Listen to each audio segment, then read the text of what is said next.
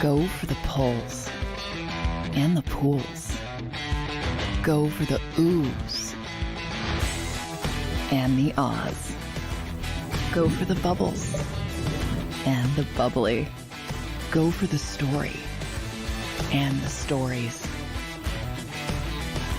Go for the win. Go to Ocean Casino Resort. Book your trip at theoceanac.com.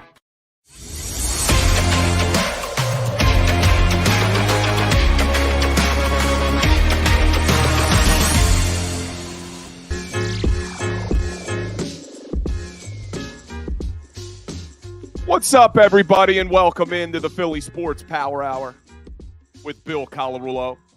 Hope everybody had a good weekend. Crazy weekend. Starting on Friday, the A.J. Brown drama, the Philadelphia Eagles drama. This is supposed to be a quiet time for the Philadelphia Eagles as we ramp up for the combine and free agency. We're supposed to be turning the page on the 2023 season, and we just can't stop talking about it. But I'm going to get into it today because I am so over the A.J. Brown talk and the A.J. Brown drama that's being created in this town and people calling for him to be traded. It's ridiculous. Ridiculous. We'll talk about the big news from the NFL, though, that is good news for the Philadelphia Eagles with the major increase in NFL salary cap space. We got to get into some Sixers, some Flyers, some Phillies. So we're going to do it all today. But I hope everybody had a great weekend. Let's get a little roll call in the chat as we are streaming live across the JAKIB Sports Network. We are also streaming live across all my social media, Bill Colarulo and Bill Colarulo Philly Sports Talk. So let's get a little roll call. I see people checking in. We're also on TikTok as well. Provolone John starts it off with yesterday's Sixers and Flyers losses really put me in a bad spot sports-wise. Why can't we have nice things? We'll get into it. Fly guys with two tough losses down Travis Konechny, and yesterday basically playing without a damn goalie. We'll talk about it. I agree with you, Provolone John. And the Sixers and Tobias Harris just bothers me. Robert Temple, tired of the AJ trade talk. I agree with you. We're going to get into it. I'm going to tell you why it's absolutely ridiculous. John, just let AJ get his frustrations out like they let Nick do. Sack saying good morning. Bry guy in the house. Flexen and Steppen. William Stark. Fanny Eagles fan. Wine Niners Wine, my man. Don't forget, like, subscribe, follow, and share all my social media channels. My number one fan over there, Wine Niners Wine, appreciate you. Adam's Exploits in the house. Bill Spadaro always checking in. And I see a lot of other people checking in the chat as well. I appreciate all of you. And people checking in on TikTok as well, so that's pretty cool.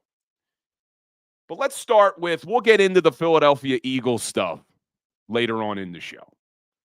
We'll get into the A.J. Brown and the salary cap and all that good stuff. But let's start with the 76ers, because the last time I spoke with you was Friday morning, coming off a really bad New York Knicks game where they got absolutely destroyed in that game, where Tobias Harris had a terrible game.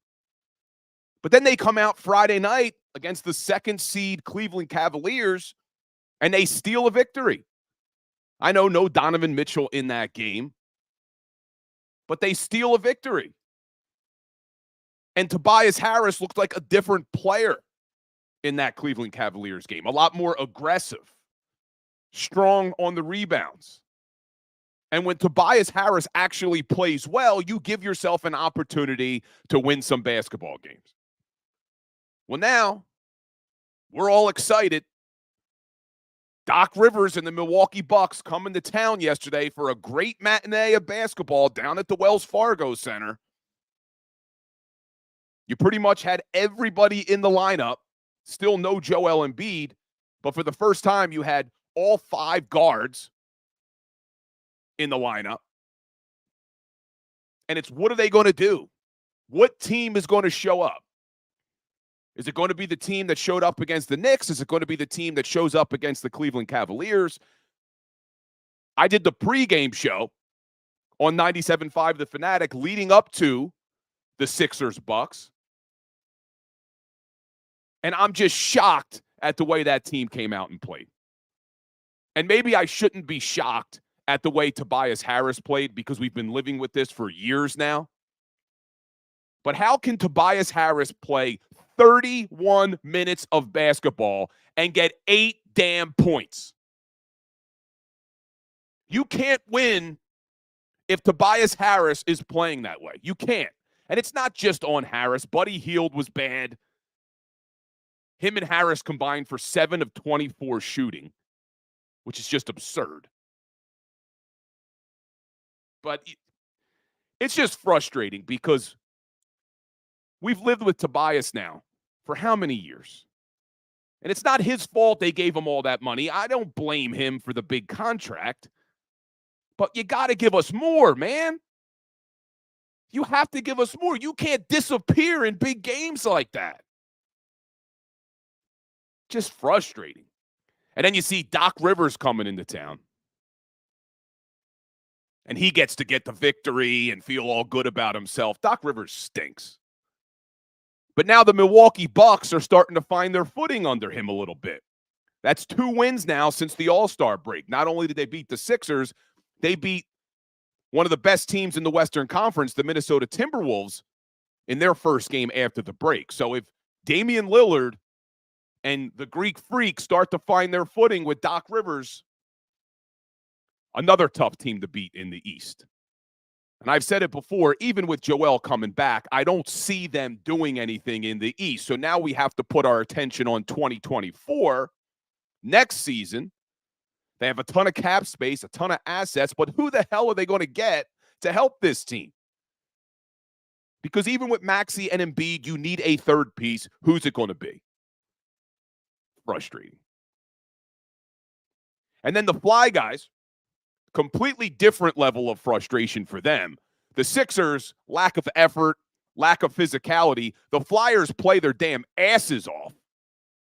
Never out of it, going to keep battling back. And they play on Saturday against the first-place New York Rangers, and they play them tough. Frustrating that Travis Konechny, their only all-star, out of the lineup with an upper body injury, making it hard on them. But they played the New York Rangers tough, and the fight of the year, not only for the the Flyers, but the entire NHL with Nick Delorier taking on that big boy, what was his name, Remp, I think? What a fight. You don't see fights like that in the NHL anymore. Incredible fight. But the Flyers played hard against the Rangers, and they almost tied it up with the empty net. Couturier hits the pipe. So then they come back on Sunday in Pittsburgh, looking to get a bounce-back win. The team plays their asses off, and they have Cal Peterson in net, who let in, I counted at least 3 goals that you cannot let in as a professional goalie in the NHL. 3 goals from bad angles that you cannot give up as a goalie in the NHL. And I don't want to hear, I saw some people on Twitter, oh, we can't overreact to just one game by Cal Peterson. This isn't a young guy. He's 29 years old. He's played over 100 games in the NHL. We can't make excuses. That was ridiculous. And the Flyers kept battling back, kept playing hard. And they lose that game 7-6. They should have dominated that game if they had even average goaltending. So I know the Flyers don't want to be buyers at the trade deadline. We know they're not going to do anything to jeopardize the future. They have to get goaltending help. They have to. It would be an absolute crime if the Flyers don't make the playoffs because they don't have any help in net behind Sam Ersson. So I don't think they need to mortgage the future. They don't have to give up a ton to get somebody, but let's bring in some depth at goaltending, please. so that when you are on a back-to-back, if Airson needs a night off, you're not just conceding the game, because that's basically what they did yesterday. They had to concede that game because of their goaltending. So I hope they do something, because it's a tight race right now. As well as the Flyers have played, they are only 5 points up on the New Jersey Devils, and the Devils have a game in hand. So assuming the Devils win it, you're talking 3 points. 3 points up for a playoff spot. With everything we've been dealing with the Sixers and the way the Eagles season ended, I need playoff hockey in South Philadelphia. Don't mortgage the future. I'm not telling you to mortgage the future, but do something. Do something to get us some playoff hockey, please. I'm begging you, Danny Briere. I'm begging you, Keith Jones. You can't put Cal Peterson in net again. I don't want to see it. Frustrating as hell, man. Anyway, try to come back to some positivity. The Fightin' Phils had their first 2 spring training games. Obviously, you got to take what you see down there with a grain of salt, but some good things. Johan Rojas with the bat had a triple. Aaron Nola looked strong yesterday. They even had Kyle Schwarber in the cleanup spot, not leading off. I don't think you're going to see that this year, but. And Whit Merrifield making his debut. So there's some things to be excited about with our Phillies. And I see on TikTok, Dane Binderup, Cal is bad. I agree. But also asking if Konechny's going to play against Tampa. I don't think they've announced that yet. But that is definitely something to monitor. And now we got Jamie Drysdale taking that tough hit yesterday against the Penguins. And we know he has a history of shoulder injuries, so I'll have to see what his status is. So let's hope, man, because the Flyers have been such a feel-good story. We need them to continue to be a feel-good story with everything else that's going on in this damn town. So let's with everything else going on in this town, let's get to it. Because I am so over the A.J. Brown trade talk. I'm just over it. It's absurd to me. We dealt with this a couple of weeks ago when A.J. Brown and Devontae Smith were on the Up and Adams show. We had to deal with this. Oh, the rumors of he's going to be traded and, he's not happy. It's so overblown. It's getting out of hand. It's ridiculous. First of all, let me get some water because I'm about to go off. Because I just can't take it anymore. I'm so over the A.J. Brown is a diva talk. I'm over it. And maybe I got to get Big Sills on the show because me and him are going to have to go at it. Because I am so over that A.J. Brown is a diva, okay? And I see people in the chat talking about it. Where are we getting that? Where are we getting that A.J. Brown is a diva? What have we heard that makes us believe that A.J. Brown is a diva? What has he done? What has he done? And I see Barbara Carroll in the chat say, he shouldn't have called into the WIP show. Look, he wanted to call in because he wanted to call them out on saying things about him that he disagreed with. Smart move? I think you could debate whether it was a smart move.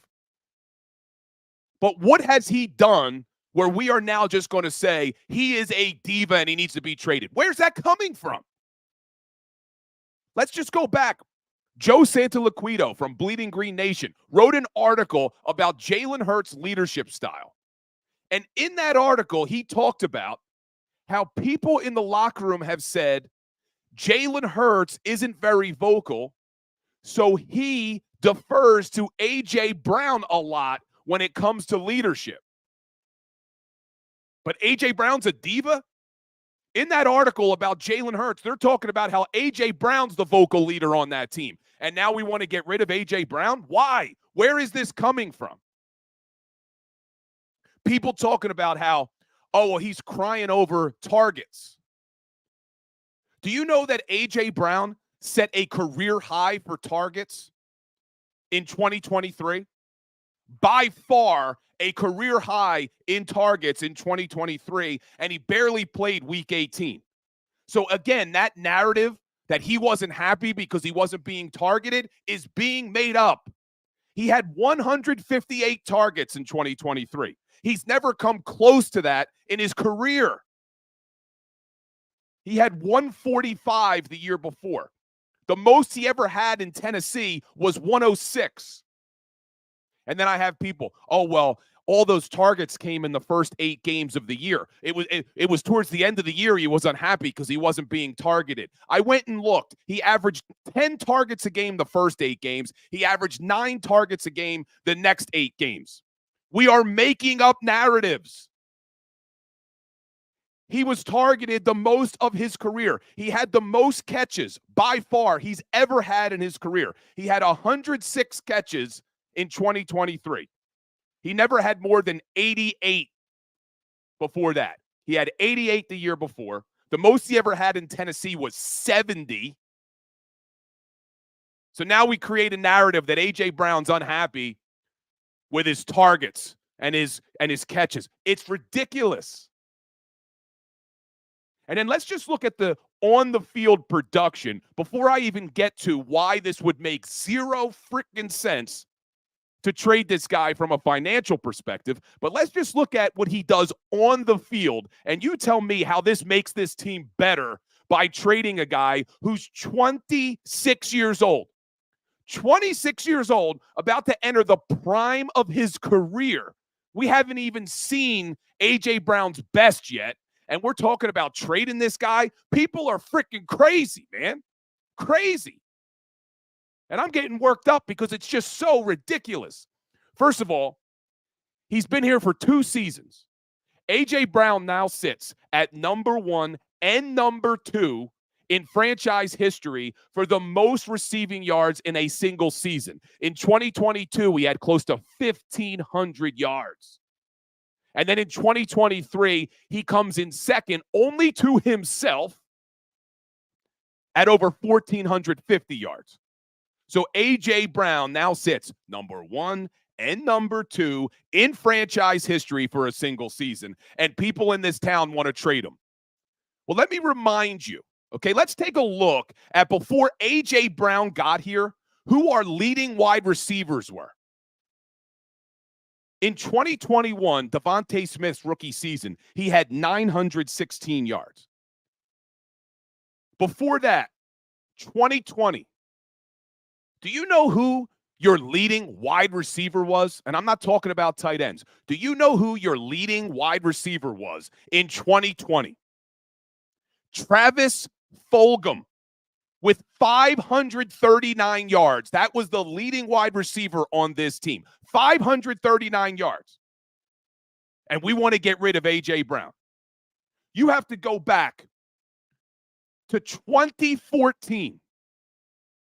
2014 was the last time there was a wide receiver with over 1,000 yards on this Philadelphia Eagles football team before A.J. Brown got here.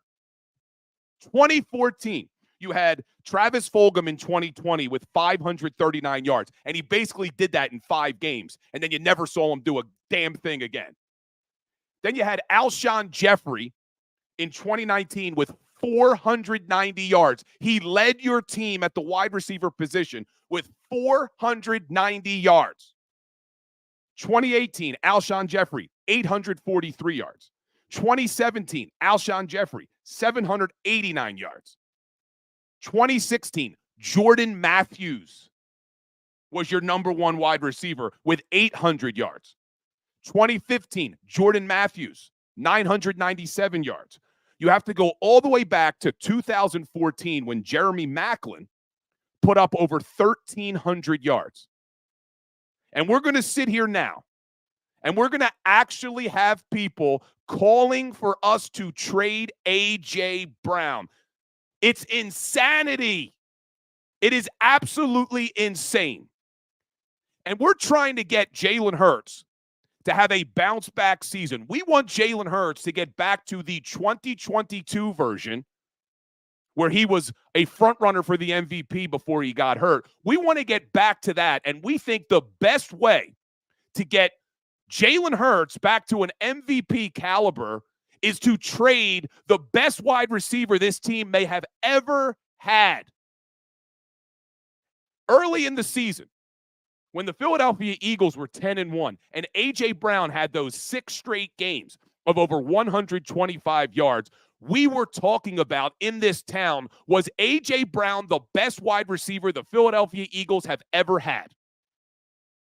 And now 7 games later, we have people calling for him to be traded. It is insanity.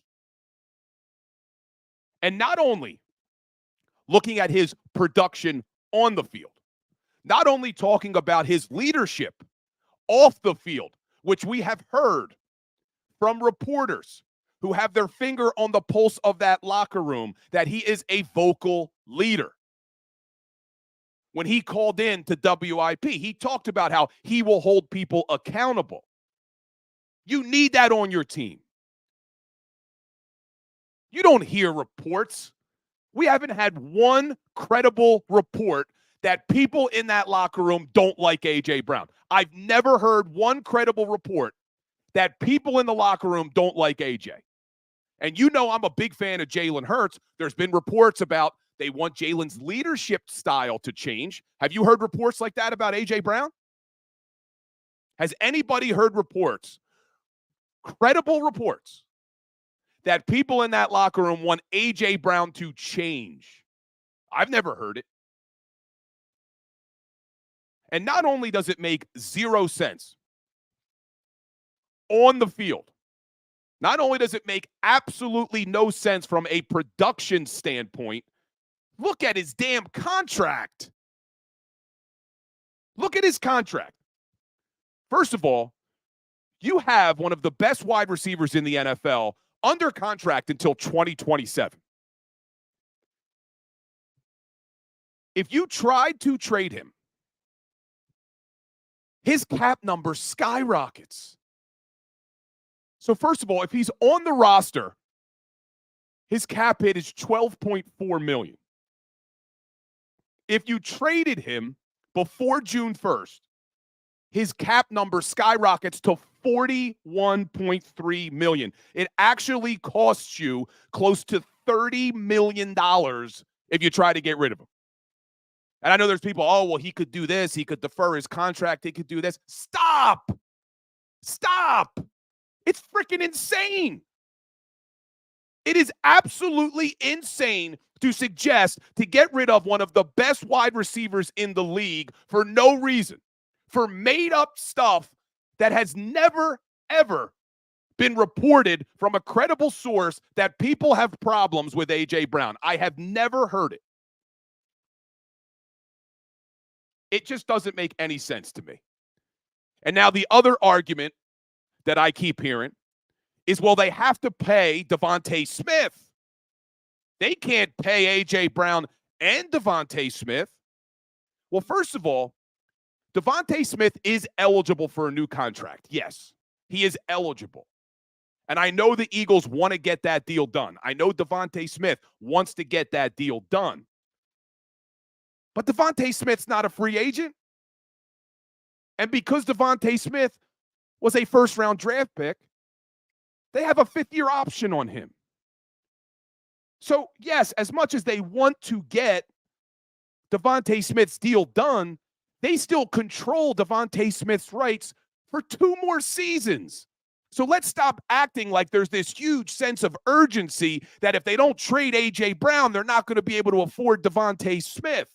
Because we're going to talk about later on in the show, the salary cap increased a record increase. They have plenty of money.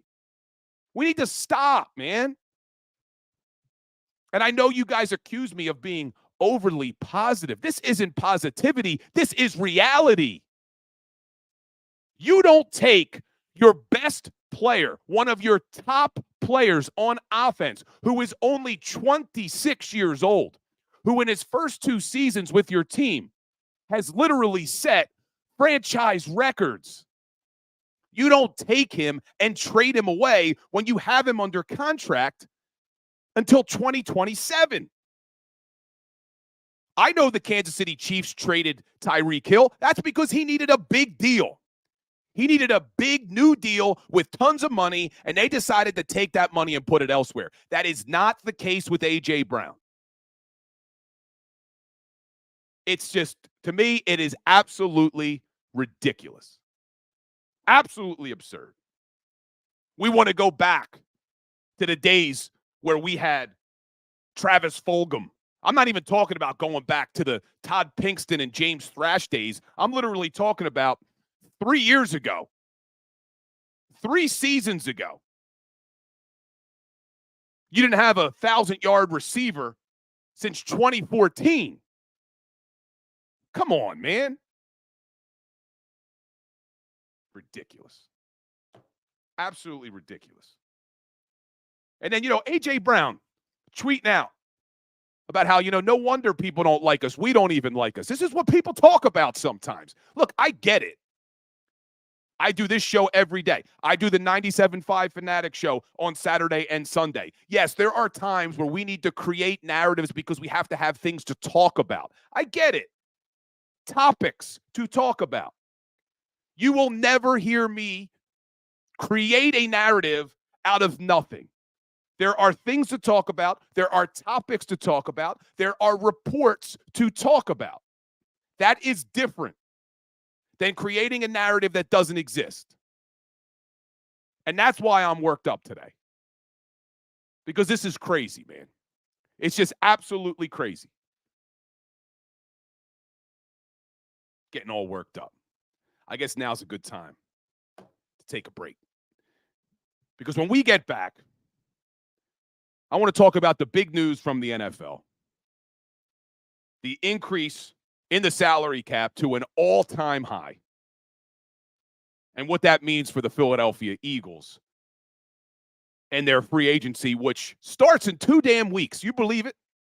2 weeks free agency starts, which is unbelievable. But yet we can't turn the page on 2023. And I get it. The way it ended was bad, and everybody's looking for that one answer.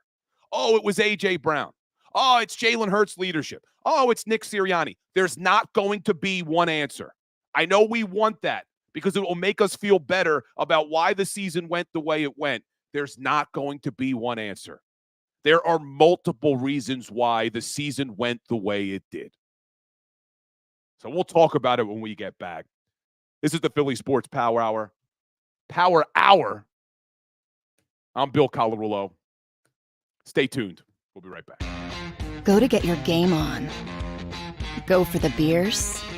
Go for the cheers. Go for the hit and the hits. Go for the stakes and the stakes. Go to get your parlay on. Go to get your party on. Go for the scene. Go for the screens. Go for the gallery. Go for the win. Go to Ocean. Visit theoceanac.com to plan your visit.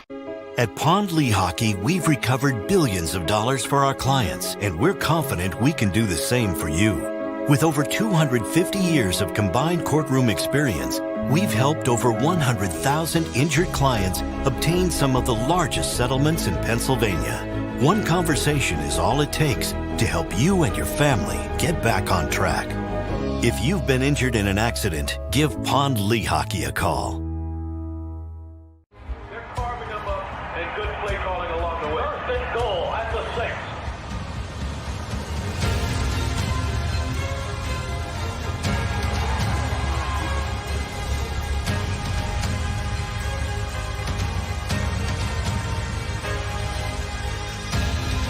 On the field of life, First Trust Bank is there for you. Champions on 3. 1, 2, 3. Because Philadelphia dreams deserve a Philadelphia bank.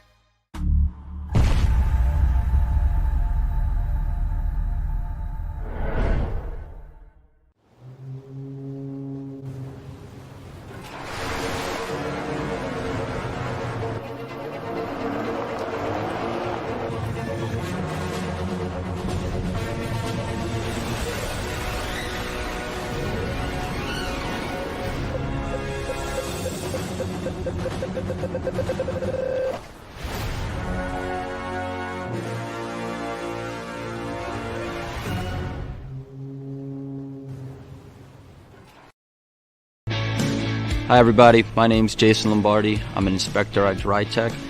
At DryTech we offer 3 major services, the first one being basement waterproofing. The second service we offer is foundation and structural repairs. And then the third service that we offer is mold remediation. If you feel you are having a waterproofing issue, give DryTech a call or check us out online.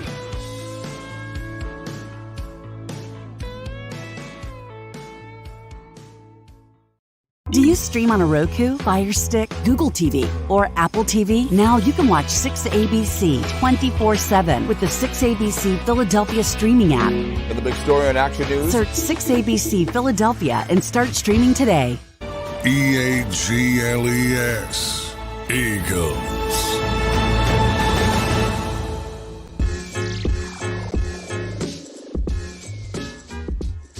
Yo, what's up? Welcome back into the Philly Sports Power Hour. I'm Bill Colarulo. A little worked up today. A little worked up because I had to sit there pretty much all weekend listening to this crap. Listen to all this drama. And I even reached out to the Eagles and A.J. Brown and said, look, you want to call in the WIP? This was before he called in. I said, call into my show. Why are you going to call the guys that you're angry at? We'll have a fair interview. I'll let you get all your points in. But he wanted to call the guys he was angry with. He wanted to call WIP. I was trying to get him to call into 97.5 The Fanatic on Saturday or Sunday morning, but I see some of you in the chat who tuned in to the radio show over the weekend. So appreciate that. But what we should be talking about right now isn't 2023 anymore. I mean, I am so ready to close the book on what we saw last season and look forward to 2024. We got to move on. It was a horrible ending. It really was. We hated the way the season ended. We all hated the way the season ended. But it's time to close the damn book on it. Because I get it. It would make us all feel a lot better if we were able to say, hey, that was the one reason why things fell apart. It was that one issue. And now they can fix it, and everything will be fine. It wasn't just one issue. Was Jalen Hurts' leadership a problem when they were winning games? No. But it turns out that they wanted to be a better leader? Yeah, when they've hit adversity. Were Nick Sirianni's emotions and personality a problem when they were winning? No. But when you're losing, yeah, it gets magnified. You got to control your emotions. But when you look at the team last year, you know, if you follow me, that one of the major issues I thought they were dealing with was coming off a Super Bowl loss and trying to deal with the loss of both an offensive and defensive coordinator. That in of itself was probably a mountain that was too big to climb. And then you add in all these other factors, and it made it very difficult for them to get back to a Super Bowl, to have success. And I also just don't think, even with the Super Bowl hangover and losing both coordinators being a factor, I also think, if we are being honest with ourselves, they just weren't that good of a football team. On offense, they had the skill. On offense, they had the talent. They just had really bad coaching. But then on defense, they severely lacked personnel. Yeah, the coaches weren't great. Sean Desai didn't do a great job. Matt Patricia maybe did an even worse job. But they also didn't have the talent on the defensive side of the football.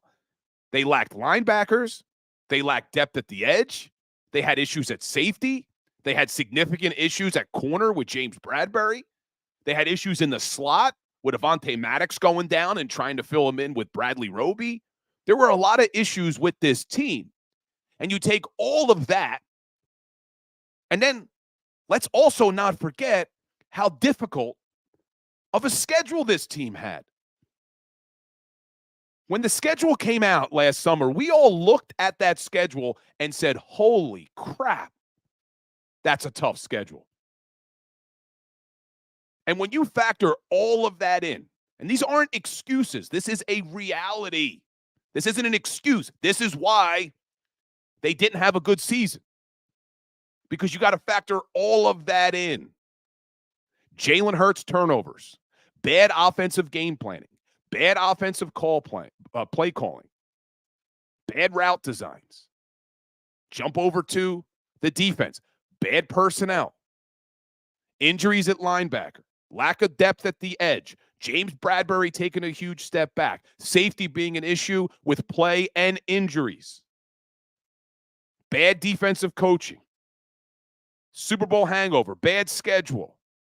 You factor all of these things in, and that's why the season went the way it went. So we have to stop just looking for that one reason and creating our own narratives. Oh, it's because A.J. Brown's a diva. That's why. Oh, it's because Jalen Hurts is a bad leader. That's why. Oh, it's because Nick Sirianni's a clown. That's why. We have to stop. And I see Rob at Temple in the chat saying something that I keep hearing. It was the biggest collapse ever, though. It's never happened before. And I keep bringing us back. They weren't that good. When they were 10-1, they weren't that good. They were trying to tell us they weren't that good of a football team, even at 10-1. And there were a lot of you here in the chat who were saying that, even when they were winning games. Yeah, but they don't look that good. People were questioning them all season in the beginning of the year. They're not that good. They're not that good. So then when they finally started losing games like they probably should have done, even when they were 10-1, they could have very easily been 5-6, 6-5. And now this epic collapse, quote unquote, that everybody wants to talk about, epic collapse, really wasn't that epic. If they would have started this season and lost some of those games that they won because they could have really easily lost them, we wouldn't be sitting here now talking about the epic collapse. We wouldn't be happy. I'm not saying we'd be happy if they started out 5-6 and things went the way it did. But they won some games they shouldn't have won, which makes the collapse look a little bit bigger than it actually was. But I'm over it, man. I'm so ready to just close the book. Let's stop looking for answers. Let's look forward, because guess what? It's a great time of year right now. As football fans, as Eagles fans, NFL fans, this is one of the most exciting times of the year, outside of the season itself. Right now, in my opinion, is the most exciting 60 days, 2 months of football. You have the combine kicking off tomorrow. You have free agency, literally. NFL free agency starts in 2 weeks. And then a little more than a month after that, you have the NFL draft. So let's keep going. Let's look forward. Let's look forward at what's going to happen over the next 60 days, because I'm so done and over with the drama and the reporting, quote unquote reporting, because none of it's reporting. It's all conjecture and false narratives, in my opinion. But let's take a look, because the NFL, and this is good news for the Philadelphia Eagles, the NFL announced on Friday afternoon the new salary cap. And we've actually talked about the cap on this show. And we were assuming on the show, like most NFL teams were assuming, that the salary cap was going to be $242 million. That's what everybody assumed it was going to go up to based off of prior years. Well, the NFL announces on Friday that not only is it going up to 242, it's going all the way up to $255.4 million, a record $30 million increase. It has never increased that much since the salary cap was implemented in 1994. Insane increase. And the reason why is it's based off of revenue. And one of the things is they were paying back some player benefits from the 2020 COVID year. And now that they had that completely paid back, in addition to all of these new media deals and streaming deals, revenue in the NFL is at an all-time high. We knew the NFL was a monster to begin with. Well, now it's at an all-time high. So as we sit here today, before the Philadelphia Eagles do a damn thing, they have, according to overthecap.com, $27.5 million available in cap space. 27.5. And Howie Roseman is a lot better at contracts than me, but even I can take a look at these contracts and figure out an extremely easy way for the Philadelphia Eagles to have over $50 million in cap space. They may be able to even get it close to $60 million in cap space. This is going to be the most cap space the Philadelphia Eagles have had since I can remember. I do not remember them ever having this much salary cap space. So come free agency in 2 weeks, you want a player, the Eagles can get him. There's no one that's going to be priced out for the Eagles with the way the salary cap now is. So let's take a look. Right now they have $27.5 million in cap space. Just by cutting Kevin Byard, and we've talked about this before on the show, Kevin Byard's deal goes from $1.7 million cap hit last year up to over $14 million this year. They're not going to bring him back under that deal. So if he renegotiates, great. If not, they're going to cut him. Because if they do, they save $13 million on the cap. So just off of Kevin Byard's deal, they will go from $27.5 million to over $41 million in cap space. And then we know Haason Reddick's not happy with his deal, and the Eagles probably aren't happy either because his cap hit is $22 million. So if they are able to extend Reddick, which I still have hopes, and I think they're going to, I think they're going to figure out a common ground with Reddick. They're going to extend him, and that's going to bring that cap hit way down, probably save you another $10 million. Just between Kevin Byard and Reddick's deal, you're going up over $50 million in cap space. So anybody you want, anybody the Philadelphia Eagles want, they can go out and get. And some teams, some NFC rivals for the Philadelphia Eagles were really bailed out by this increase in salary cap space. But they're still not in a great spot. Let's start with the Dallas Cowboys. Even with the increase to $255 million in cap, the Dallas Cowboys are sitting there close to negative $10 million. Negative $10 million in cap space, even with the increase. Now, a big chunk of that is because of Dak Prescott. We know Dak Prescott's got a $60 million cap hit. But Prescott, he's got the Cowboys. I was going to say probably maybe something I shouldn't say, but I think on YouTube you could say anything. But basically, he's got the Cowboys in a tough position because Prescott can sit there and he could say to the Cowboys, you need to renegotiate my deal. I know you don't love that I have a $60 million cap hit, and I'm going to be a free agent next year, and I could hit the open market. So either you make me a really sweet offer, or I'll play this season with a $60 million cap hit. No problem for me. So Dak Prescott's in the driver's seat, man.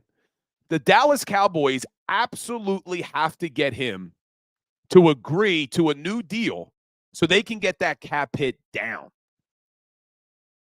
But Prescott's in the driver's seat because if he doesn't like the offer they're making him, he just won't enter into a new deal. What does he care? He'll hit free agency next year when the cap will go up even higher. He'll probably get an even bigger deal. So the Cowboys are in a tough spot because, first of all, they have to now hitch their wagon to Prescott for probably 3 or 4 more years. So keep monitoring that, though. Keep monitoring what the Cowboys do with Dak. And then the other NFC rival that this bails out a little bit is the San Francisco 49ers, because we've talked about that on the show before. that the 49ers were getting pretty close to entering cap hell. And every 49ers fan would say, oh, well, they're carrying over 30-something million. This is included in what they carry over. I've had some 49ers fans come after me. Oh, you're spreading fake news. No. Learn how the cap works. Before you attack people, learn how the cap works. So even with them carrying over cap space, the 49ers are sitting there at negative $5 million. Negative $5 million. And we know Brandon Ayuk's not happy. Ayuk wants a new deal.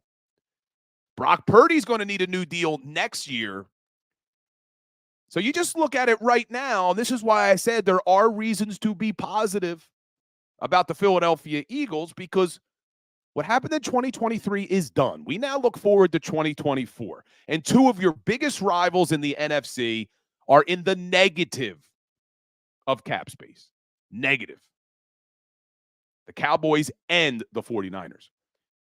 Another team that's not in the negative, but a rival in the NFC is the Green Bay Packers. And they're sitting there with only about $2.3 million in cap space. And they got a lot of young players, but they only have $2.3 million. Now, the team that's in the best shape right now is the Washington Commanders. They have close to $80 million in cap space before they do anything. And then let's see what other teams. The Detroit Lions, they're at close to $58 million before they do anything, but they have some free agents they need to sign. So it'll be interesting what happens now with free agency only 2 weeks away. Because like I said, we already know that Howie Roseman is a genius, quote unquote, at figuring out contracts. You could debate his drafting. You can debate how he is with player personnel and all that. But one thing you can't debate is that Howie Roseman knows how to structure contracts. And Flexen and Steppen saying genius, a genius with contracts, Flexen and Steppen. That's what I said. You can debate about his player personnel decisions. I'm talking about him with contracts. I don't think there's anyone that would disagree. Howie Roseman is good with contracts. You can't disagree with that one. It's a fact.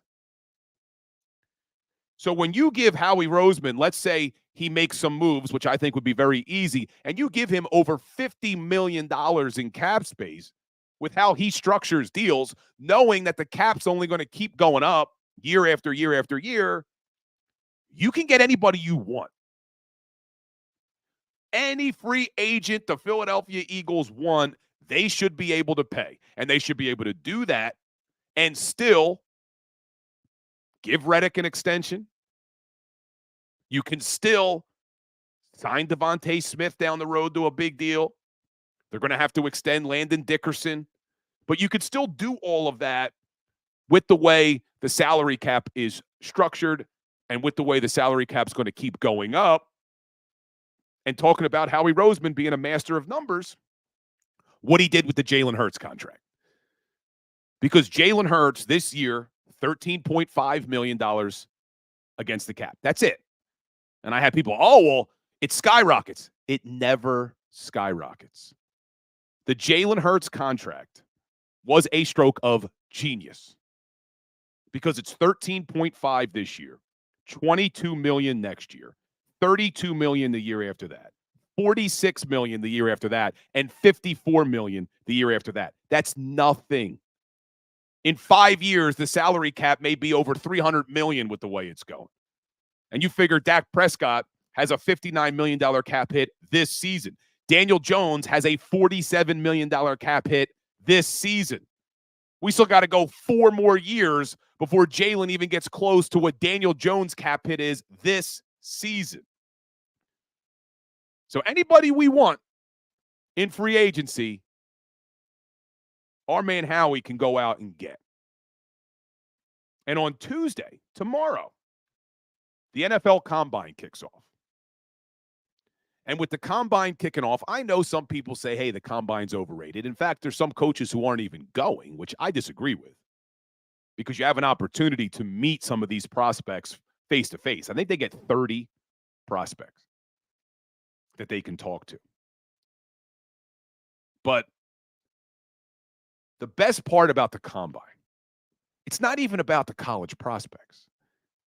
The best part about it is you have Howie Roseman and Nick Sirianni and usually 31 other general managers from the other NFL teams in the house. You have a lot of NFL agents in the house because they represent all these college prospects, and you're all under one roof in Indianapolis. So things get done because free agency starts a week later. The legal tampering period starts next Monday. So it's nice that you're going to have all these people under the same roof. If you remember, last year when it was announced that Jason Kelce was coming back for one more year, it was because they were at the combine together. So I know some people like watching the combine as far as seeing the prospects run the 40-yard dash and the shuttle and doing the bench presses and all that. But it's nice to have your GM and your head coach in the building with all these other GMs and all these agents because things get done. So we'll see. And we'll start doing some more draft talk as it gets closer. But tomorrow, because we're running out of time on the Power Hour, but tomorrow what I want to do is I want to take a look at the positions of need for this Philadelphia Eagles team. I'll give you my order of what positions I think they need to address in free agency, in order. And then we'll take a look at some of the free agents, some of these big-name free agents, and who I think they should go out and sign. Some of you who listened to my Fanatic show this weekend may already know some big names I like, some names that I want. But we'll do that tomorrow on the show, since we're kind of running out of time a little bit. But something else that happened this weekend, I think it may have been reported on Friday, and I don't think we talked about it on this show, but this is what I mean when I talk about kind of the Philly media a little bit, and I know I'm a part of it, but the way we react to things sometimes. So Sean McVay, the Los Angeles Rams head coach, who gets touted as being such a great head coach, he did something on Friday that if this was done here in Philadelphia, the media would have lost their damn minds. People would have been on the radio, here on YouTube, losing their damn minds about Nick Sirianni. But Sean McVay does it, and it's, oh, man, so smart. What a way to just look in the mirror and self-evaluate and know when you have weaknesses. That was here in Philly, we would have killed the Eagles organization. We would have killed Nick Sirianni. If anybody knows what I'm talking about. But the Los Angeles Rams and Sean McVay had to hire a game management coordinator because Sean McVay is so bad in games. He's so bad with clock management and wasting timeouts in games. The LA Rams had to hire a game management coordinator to help him with his in-game decisions. Could you imagine if that was Philly? Could you imagine if we heard that Nick Sirianni had to hire a game management coordinator because of how bad he was with in-game decisions and clock management? We would lose our minds. We'd be talking about it all over sports radio, all over YouTube. It would be the biggest tweet. People would be tweeting out how much Sirianni's a clown and all that crap. But Sean McVay does it. It's, oh, man, what a smart decision by Sean McVay. This is what makes him such a great coach. We got to stop a little bit, man, in this city. We're too much. It makes us great because we care so much. But at the same time, and I get it, Nick saying, well, Sean McVay calls plays. I get it. Sean McVay's doing other things. I'm just saying the way things get spun. And I will say this, and I've talked about Sirianni before about this. You could say what you want about Sirianni, and you may not like him. There's very few instances where he's made bad in-game decisions as far as clock management, as far as when to be aggressive. We had this problem with Andy Reid. We knew Andy Reid was bad in games with his clock management. You don't get that with Nick. We just haven't seen that. So that's one thing he actually does pretty well. And I see Jason A-Team asking about a legal hands to the face show. To be honest with you, I don't know if I'm going to do legal hands to the face this week. I got to give myself a break a little bit because now I'm doing the Philly Sports Power Hour 5 days a week. I'm on the Fanatic for 3 or 4 hours every Saturday and Sunday morning. So I don't know if we're going to do another show on Monday nights, man. Starting to, not complaining. I love this stuff. It's fun getting to talk to you about our Philadelphia sports teams, but you got to give the voice a break every once in a while. And then you start to forget what the hell you talked about. What did I talk about yesterday on the radio? What did I talk about today on the Power Hour? Oh, do I need to? I haven't done the Legal Hand Show in a week, so let me see. What do I need to talk? Everything starts to run together, man. But we'll see. I'll keep you posted on that.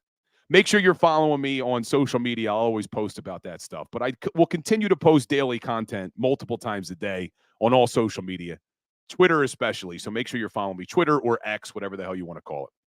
But we're running out of time. So like we end every Philly Sports Power Hour with a little Today in Sports History. This one was a little interesting because everybody knows Babe Ruth, the great Bambino. And we all remember,